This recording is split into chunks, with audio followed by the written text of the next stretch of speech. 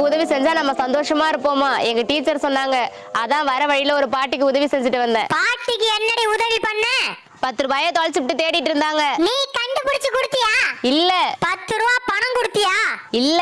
அப்புறம் என்னடி உதவி பண்ண? அந்த 10 ரூபாயை கண்டுபிடிச்சி அவங்களுக்கே தெரியாம எடுத்துட்டு போய் ஜூஸ் வாங்கி கொடுத்தேன். இப்ப தெம்பா தேடிட்டு இருக்காங்க. உனக்கு அறிவு இருக்கா இல்லையாடி?